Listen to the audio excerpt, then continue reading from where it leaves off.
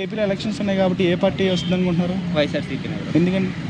ఎందుకంటే మనకు ఎడ్యుకేషన్ తీసుకుంటే ఆ, 2018-19 వరకు చంద్రబాబు నాయుడు టైంలో ఉమ్, 34th ప్లేస్లో ఉన్న మన లిటరసీ రేటు ఫస్ట్ ప్లేస్కి వచ్చింది. ఉమ్, వాటి నెంబర్ 2 సచివాలయం అనే ఒక కాన్సెప్ట్, కొత్త కాన్సెప్ట్ తీసుకొచ్చి ఉమ్, పరిపాలన ఇంటి దగ్గర తీసుకొచ్చాడు. ఉమ్, నెంబర్ 3 ఇప్పుడు పెన్షన్ అనేది ఎవరికి ఇంతకుముందు ఏంటంటే పెద్ద ముసలివాళ్ళు వెళ్ళి గంటలు నిల్చోవాల్సి వచ్చింది. ఉమ్, ఇప్పుడు ఇంటి దగ్గరకు వస్తుంది పరిపాలన. ఉమ్, అండ్ డెవలప్మెంట్ పరంగా వస్తే ఉమ్, ఐటీసీ వచ్చింది ఉమ్, వెస్ట్ గోదావరి జిల్లాలో. ఉమ్, అది కాక మనకి ఇప్పుడు గ్రీన్ కో ఎనర్జీ వస్తుంది, 5,000 మంది ఎంప్లాయ్మెంట్. ఉమ్, మనకేంది చంద్రబాబు నాయుడు టైంలో కియా అనేది ఒక పెద్ద ప్రాజెక్ట్ వచ్చింది అన్నారు. కియా ఎంప్లాయ్మెంట్ 2,000 మెంబర్స్, ఉమ్, కానీ అదే గ్రీన్ కోలో 5,000 పీపుల్ ఎంప్లాయ్మెంట్. అది ఉమ్, సెంచరీ ప్లేయర్ 2,000+ ఎంప్లాయ్మెంట్. ఉమ్, అది కాక మనకు ఐటీసీ ఒకటి వచ్చింది. పెప్పర్ ఇండస్ట్రీ ఒకటి ఇయర్ ఎండింగ్లో 2014 ఎండింగ్లో మనకు అది స్టార్ట్ అవబోతుంది. పెప్పర్ ఎనర్జీ అనేది. Pepper industry is one of the biggest.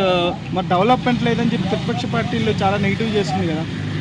Development అంటే మీకు కనపడాలి కదా, ఇప్పుడు తెలుస్తుంది కదా మన కళ్ళ ముందర. ఇప్పుడు సచివాలయ వ్యవస్థ అనేది డెవలప్మెంట్ కాదా, ఇప్పుడు ఎడ్యుకేషన్ సిస్టమ్ అనేది డెవలప్మెంట్ కాదా, ఇన్ఫ్రాస్ట్రక్చర్ డెవలప్మెంట్ కాదా, హ్యూమన్ రిసోర్సెస్ డెవలప్మెంట్ కాదా, వచ్చిన కంపెనీ డెవలప్మెంట్ కాదా.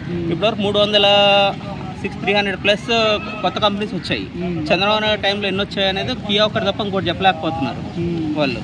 Gastric soda, Aditya Birla gastric soda plant వచ్చింది. సో ఈ విషయంలో మీరు జగన్ గారిని ఎక్కువగా నమ్ముతారు బాబు గారి కంటే? నమ్మేదేం లేదు బ్రో, స్టార్ట్సే నమ్మాలి మనకు. అంతే, మనం చేసిన మనం పనే ఏదో నమ్మాలి. చేసిన పనులే కదా, ఇప్పుడు మనకు స్టార్ట్సే కదా నమ్మేది. ఇప్పుడు జిఎస్డిపిలో నెంబర్ 1లో వస్తుంది. అంతకుముందు ఒకసారి వచ్చినందుకు లాస్ట్ 5 years చేశారు. కానీ ఇక్కడ జగన్ గారి ప్రభుత్వంలో చూసుకోవాల్సింది మనము 2.5 years 2 years ఆల్మోస్ట్ కరోనాలో వెళ్ళిపోయింది. మనకు వచ్చిన పరిపాలన 2.5 months 2.5 yearsలోనే ఇంత పరిపాలన వచ్చినప్పుడు మనము 5 yearsలో చంద్రబాబు నాయుడు గారు ఎంత చేసి ఉండాలి. అంతెందుకు మనం రెగ్యులర్ చూస్తే మన సచివాలయం చూస్తారు, తెలంగాణది ఎంత గొప్పగా కట్టారు. ఆల్మోస్ట్ అది 600 కోట్లతో కట్టారు. మన పార్లమెంట్ దగ్గరలో కట్టింది అది 700 కోట్లతో కట్టారు. మరి ఒంటరిగా వస్తున్నాడు, అవతల చూస్తే అదేంటి కూటమి పార్టీలు చాలా కలిసి వస్తున్నాయి, అయినా సరే గెలుస్తారంటారా? కూటమి ఎంత వచ్చినా మన పరిపాలనే కదా ఇప్పుడు. End of the day Chandrababu Naidu గారు వచ్చినా సరే, జగన్ గారు వచ్చినా సరే, మనకు కావాల్సిన మంచి పరిపాలన. మన పరిపాలన చేస్తున్నాం వదిలిపెట్టుకొని కూటమి గురించి ఎక్స్ట్రా గురించి ఆలోచించడం కూడా వేస్టే కదా end of the day. Okay, so ఖచ్చితంగా ఎంతమంది వచ్చినా సరే మళ్ళీ జగన్ గారే రెండోసారి ప్రభుత్వం ఫామ్ చేస్తారా? వస్తుందని ఆశిస్తున్నాను అంతే. ఓకే, మన వరకు పోయినసారి 150 సీట్లు వచ్చినాయి, సో ఈసారి ఎన్నో వస్తాయి? 175కి.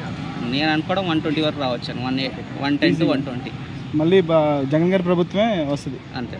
Thank you.